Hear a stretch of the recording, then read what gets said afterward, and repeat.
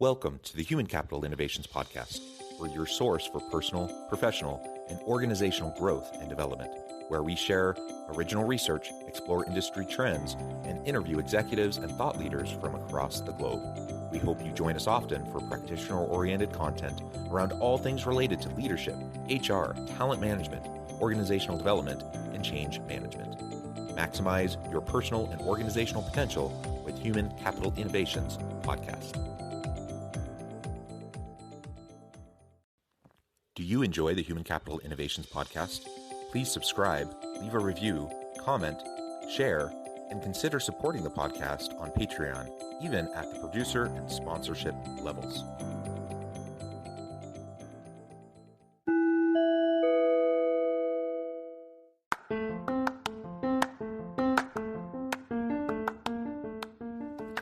Welcome to the Human Capital Innovations Podcast. In this HCI podcast episode, I talk with DDS Dobson Smith about specific steps for HR and people ops leadership to create an experience of belonging in the workplace.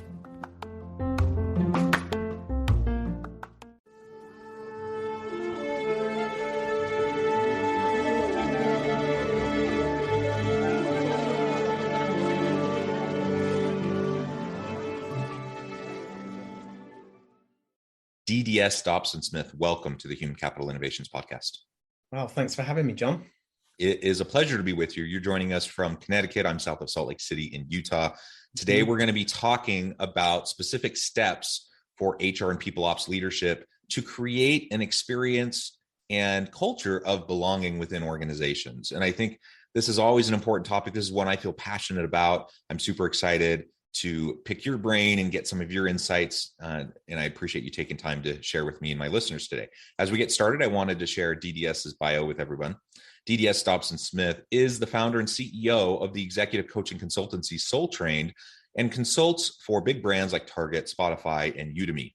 As licensed psychotherapist and author of the #1 best-selling You Can Be Yourself Here, Your Pocket Guide to Creating Inclusive Workplaces by Using the Psychology of Belonging, he is a leader in the space and in thought leadership. And it's, again, pleasure to have you. Anything else you would like to share with me and my listeners by way of your background or personal context before we really dive on into the conversation?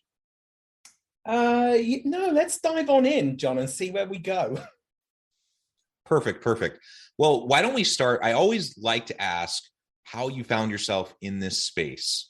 You have a unique path, a unique journey. Everyone, very few people take a perfectly linear path. How did you find yourself in this space, doing this work in belonging and inclusion and just creating dynamic environments within organizations? Yeah, you're right. It definitely isn't linear. I mean, I started out my career very, very early doors as being in academia and being a professor in further education in the UK.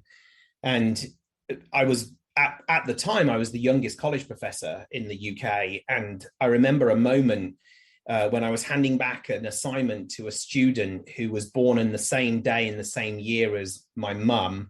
The class that I was teaching was on public house operations because my undergrad is in hospitality management. I'm handing this guy back this assignment, and he's the same age as my parents. He's had a pub longer than I had been alive at the time, and I'd graded his assignment a C.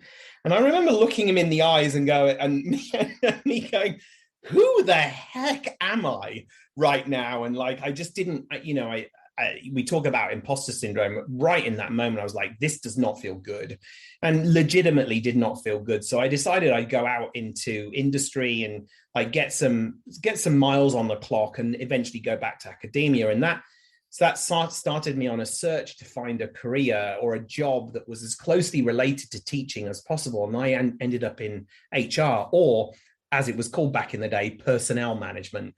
And so from there on in, spent a 25-year-long career in HR, started as a generalist, and then kind of really went into learning and development, org psych, org development, and which I had a 25-year career up to board and C-suite level. But it was in the learning and development space where I first got into coaching.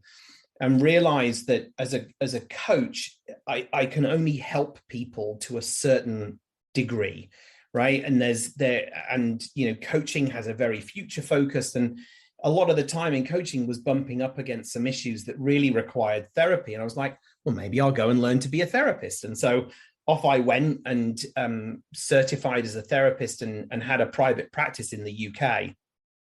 Moved to the US nearly 10 years ago, only for a 2-year assignment.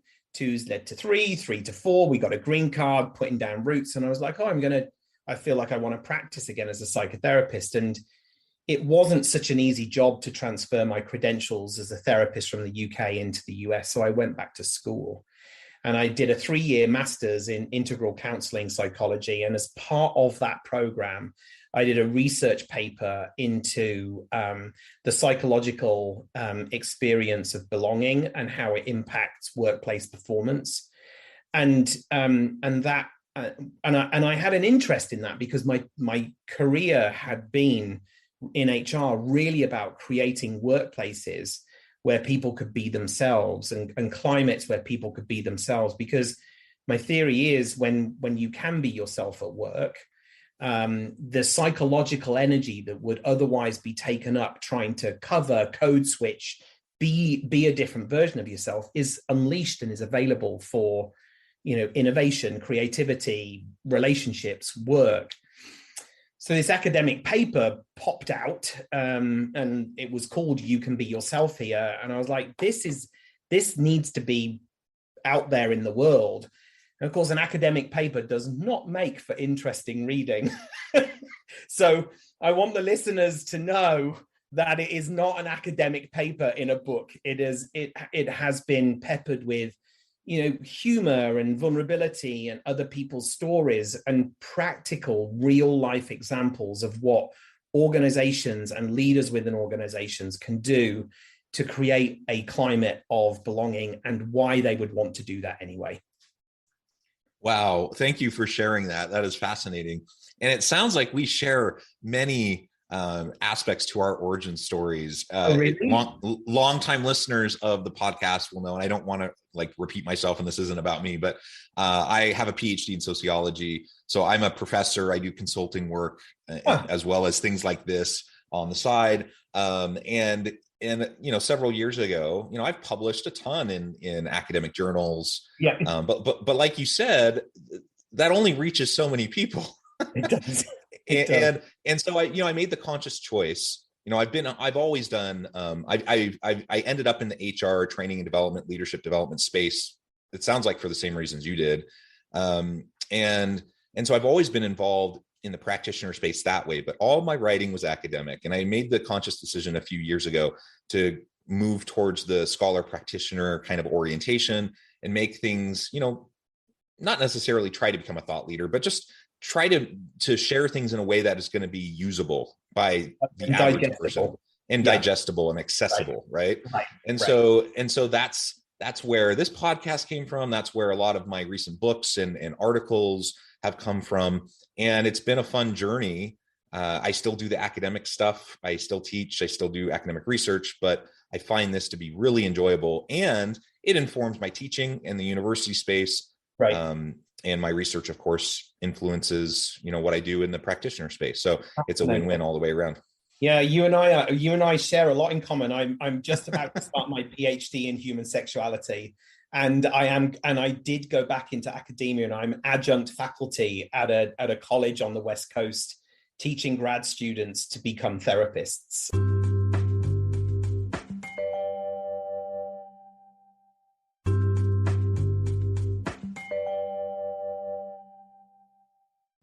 Wonderful, wonderful. Well, with that common ground established, we two peas in the pod.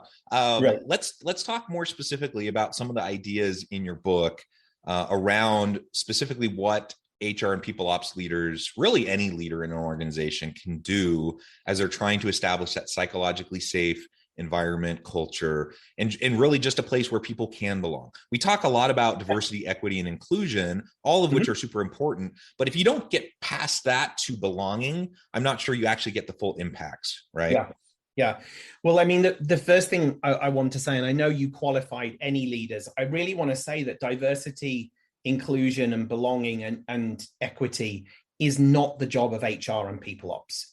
And I think the organizations that fail in this area are the organizations that believe it is somebody else's job to do this stuff.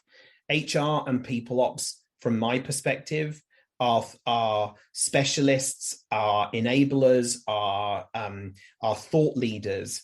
But if this topic doesn't become on the agenda of everybody that takes a seat of power in an organization, then the organization is pissing in the wind, quite frankly. And so the book does lay out a ton of things that are in the HR world around how to create diversity in an organization. And I talk about diversity being a fact. You either do or do not have diversity and representation in an organization. And then I talk about inclusion as being a behavior. And organizational behavior in terms of the policies, platforms, and protocols that an organization uses to go about its business, but also the behavior of its people. And I've long time said that the behavior, that a climate of an organization is going to be shaped by the worst behavior you're willing to tolerate in a leader. And so therefore, this behavior of inclusion, once you've got diversity and you've recruited diversity and you've nurtured diversity and all of that sort of stuff, if the organization and its leaders don't behave in inclusive ways, you're not going to reach that space of belonging, which I talk about in the book as being an experience. You experience belonging when there is the presence of psychological safety, which is the experience that you have when it's not expensive to be yourself. So the book is peppered with practical tools and resources, but when it comes down to it, the difference that will make the difference, the thing that will break the bank, is the behavior of the leaders in an organization. And if we have people sitting in seats of power that are doing DEI because they know they're supposed to, versus doing DEI and being DEI because of the benefits that it brings not only to the organization but to society in general. It's the organizations that understand the deep economics of this and that will succeed in this space. Yeah, you can't just give lip service to it. It's not just something for a PR campaign or for a slogan or for a nice poster on the wall. Right. Having a mission and value statements, those are good, but you got to get beyond that. And in this day and age, most organizations recognize that their consumers expect them to, be socially aware and at least surface level inclusive, but is it actually embedded into the organization? Are those values actually integrated throughout the policies, practices, procedures? Right. Does it actually come out in the lived leadership style and experience of leaders throughout the organization, right? On a regular basis, on a daily basis. And if you're just giving lip service to it, but then you're making decisions behind closed doors and those in the C-suite that undermine that value, then clearly people are going to recognize it for what it is. And it's just a facade. And so we have to walk the walk, we have to model it. And only then can we start to really permeate this general attitude, this mindset and culture towards belonging. And you've already mentioned, the economic benefits, the bottom line ROI of diversity, equity, inclusion, and belonging. And that is clearly demonstrated in so much research. I've done some of that research myself. It's clearly demonstrated. And so while the people case, I would hope that the human element, the people case, would be enough. The reality is there's a very clear business case and economic case, ROI, for these behaviors, for these actions. And so it's really, quite frankly, stupid for organizations and leaders who resist it. And so then the question becomes, well, why do so many resist it? Because that's been my experience, is the vast majority of organizations that are doing DEI and belonging work, it's still pretty darn surface level. And even if their intentions are good, even if they have aspirational goals in the space, they're not anywhere close to actually creating an environment of belonging. Yeah. Yeah. I mean, I was reading, why, so the business case is clear. And we see that because you just look around and see all of these brands who are, I was reading an article today about woke washing. And here are these brands, last year they'll slap a black square on their Instagram feed and talk about Black Lives Matter. But as soon as you peer inside and look under the hood, there is no Black person in a seat of power. There is no ARGs supporting the Black, Brown, Indigenous or Asian communities. We're June 2nd, we're 2 days into Pride Month. And just look at all of the brands out there that have slapped a rainbow on their logo. And I wonder how many how many brands actually have policies and practices that actively support the queer community, whether that's trans people being supported on their medical and social transition in work, or inclusive parental policies, or whatever it is, right? Like this movement has become capitalized because brands know that they are going to make money from it. And yet, when you look under the hood and brands don't do the hard miles, right? And why don't they do it? Well, I think because most people are scared of being wrong. And in order to do well in this space of belonging and diversity, equity, and inclusion, we have to be prepared to be wrong. We have to be prepared to have conversations and tread on people's toes and make mistakes and fall over and cause offense and learn from that.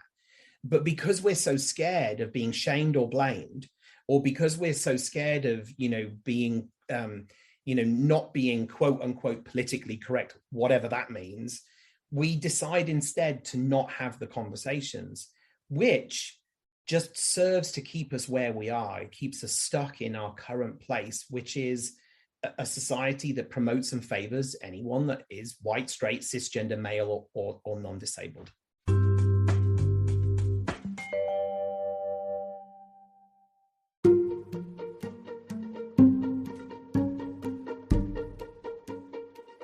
Welcome to the Human Capital Innovations Academy. Courses, micro-credentials, and certificates to upskill and reskill for the future of work.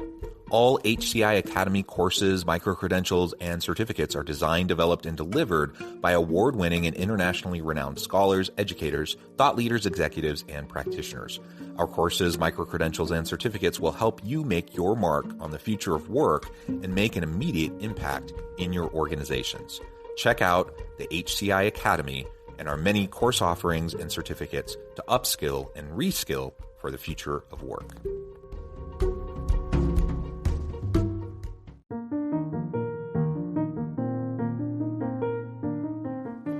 Check out our new weekly LinkedIn newsletter, Alchemizing Human Capital, exploring industry trends via original research and interviews with executives and thought leaders from across the globe. We look forward to having you join us.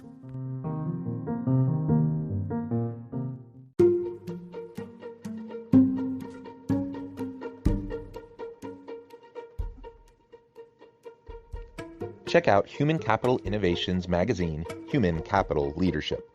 Human Capital Leadership is a free, interactive e-magazine with the mission to help individuals, leaders, and organizations find innovative approaches to maximize their human capital potential. We publish issues quarterly in August, November, February, and May. Take a look at the latest issue and let us know what you think.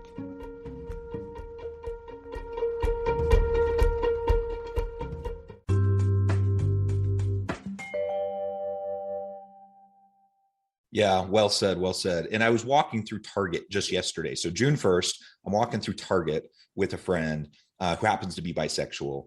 And she is just pointing out some of the brand, like you were talking about, some of the branding, rainbows and things like that. And she was pointing out some of the clothing that happened to have like rainbows on it, for Pride Month. And she's like, on the one hand, I'm happy that this is happening. I'm happy that it's more visual for people. On the other hand, who would wear that? Like she was making the comment, like, did they actually talk to anybody who's from that community to try to get input as to, what would make sense for Target to put their best foot forward? Now, I actually don't know anything about Target and their policies and practices around LGBTQ+ inclusivity. Maybe they're great, but in this instance, her comment was, so many organizations just simply don't actually ask the people within their organizations that could actually inform them and help them better understand what a culture and environment of belonging or inclusivity would be.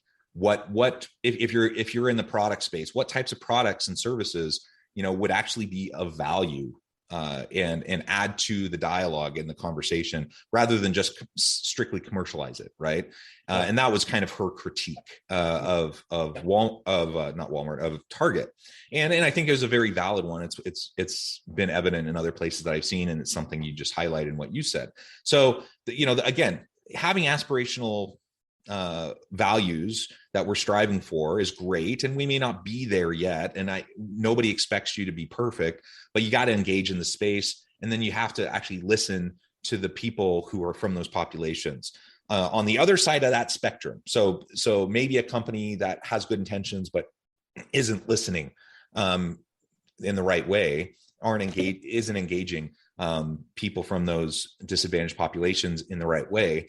To the other extreme, where you see an organization that has really good intentions, and they really want to hear those voices. They want to put people from those populations from within their employee group in those seats of power, right? And I saw this recently with an organization I was working with. They've had a really hard time in the gender space with just misogyny, sexism, and really imbalanced hiring practices. So, just hugely imbalanced, 80% men instead, no gender balance.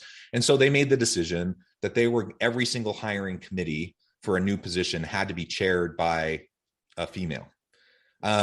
And on the one hand, I think that sounds great because they've been perpetuating this problem for so long, and you got to do something to disrupt it. On the other hand, again, only 20% of the only 20% in the organization are female, and now they have to chair every single search committee. Like, now we're just burdening and piling on to this population that's just going to have to do more and more work. and so that's not the answer either, right? And so we have to engage in the space. We have to have the dialogue. We have to create and maintain policies, practices, and procedures that promote equity and can create that safe environment. But man, we got to both listen and not overly burden people from those populations. Thoughts on how to navigate that?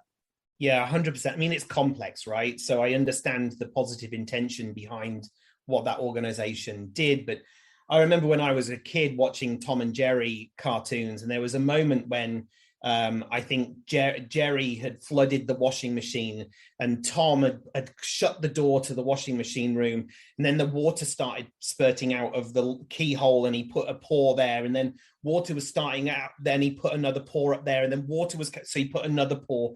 And that's the thing, like you have to take an holistic approach to this. You can't just solve spot problems, because we live in a web of systems that have been set up in a certain way. So positive intention behind having a female chair the recruitment committee, but then basically it's saying, okay, it's over to you. It's your problem to solve, women, right? Like, which is quite frankly not okay. And yes. So I think you need to start earlier than that, and you need to think about who's designing the job descriptions, who's designing the structure of the organization, and is that balanced in terms of perspectives on how to create an organization and how to set up a job. because it could be inherently biased towards a certain population. Once you've done your job architecture and you've made sure that the biases have been kind of worked out of that, then you go into your recruitment practices. Are you advertising jobs in a place where your audience are going to consume those jobs? Or are you always advertising at, historically white colleges? Or are you advertising only on LinkedIn? Or are you going to places where parents, mothers, queer people, Black people, Asian people might see the ad and therefore apply? And then when they do apply, are you taking action to make sure that names are removed from resumes in order to remove name bias or certain information, so that when it goes through the first sift, those biases again are mitigated, so that when it does get to when it does get to an interview, have you got a balanced candidate list or a short list, or even a long list that you've arrived at that has had the natural biases mitigated? So you got to start way before the actual interview if you want to recruit diversity into the organization. Yeah, very well said. And undergirding all of this, is really, well, it's both a foundation and an outcome. So it's going to be self-reinforcing, but we have to create a psychologically safe environment where there's mutual accountability and trust, right? So from that comes the foundation of these policies, practices, procedures that can help to increase the diversity, equity, and inclusion elements. And it's a byproduct of that you're just going to get more and more of it to have that sense of belonging within the organization. So it is complex. We got to work on it. Let's have the conversations. Let's keep it moving forward. I'm committed to it, and I know we can move the needle. I know we can actually make rapid progress if we just continue to engage. Well, DDS, it has been a pleasure. I note the time. I have to let you skip here in just a minute. Before we close, though, I just wanted to give you a chance to share with listeners how they can connect with you and find out more about your work, and then any final word you might have on the topic for today. Yeah, thank you. So feel free to follow me on LinkedIn, DDS Dobson Smith. You can also head over to SoulTrain's website, which is www.soultrained.com. You'll find a page on there called Shift Happens, which is jam-packed full of articles, blogs, and podcasts. There's also a couple of pages on there where you can order my current book, You Can Be Yourself Here, and also preview the up-and-coming book, which is published in September, called Leadership is a Behavior, Not a Title. Wonderful. Thank you so much. I encourage listeners to reach out, get connected, find out more about what DDS can do for you. Check out his books. And as always, I hope everyone can stay healthy and safe, that you can find meaning and purpose at work each and every day. And I hope you all have a great week.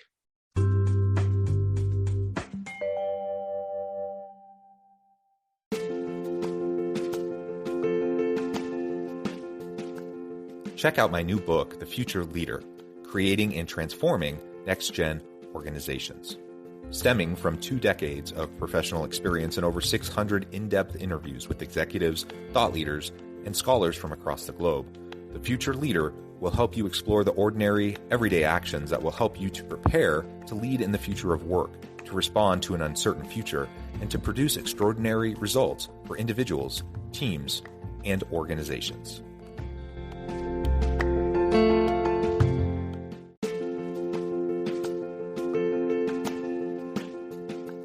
Bluer Than Indigo Leadership, the journey of becoming a truly remarkable leader. Early in my adult life, I learned about an Asian proverb that translates as bluer than indigo. If you think about the color indigo, it is a brilliant, deep, and vibrant blue, what some would call the bluest of blues. To have something that is bluer than indigo is rare and truly remarkable. Contrary to popular myth, there is no one-size-fits-all or cookie-cutter approach to effective leadership. There is no silver bullet, no secret sauce, no go-to model that will solve all of your problems. The truth is, great leaders have all had their unique strengths and flaws, and have all had to discover and then pave their own distinctive path in their life's journey to fulfill their leadership potential. Bluer Than Indigo Leadership will help you discover your own path and explore those ordinary, everyday actions that will help you respond to an uncertain future and produce extraordinary results for individuals, teams, and organizations.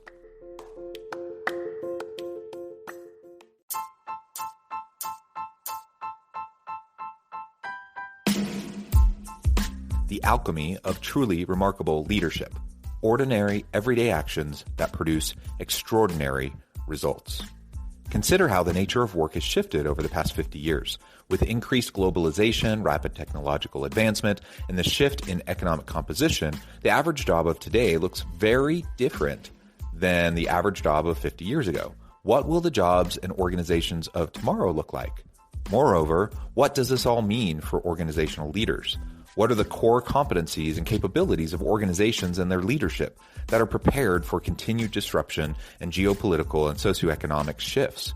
Regardless of what the future holds, increasingly, leaders need to be socially minded, data-driven, decisive, champions of talent, and disruptors of the traditional notions of leadership, teams, organizations, and work.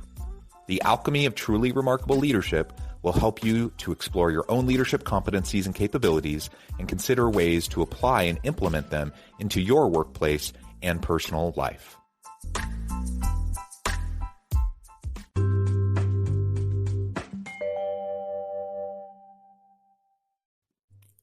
Thanks again for joining us for this episode of the Human Capital Innovations Podcast. I hope you stay healthy and safe and that you have a great week.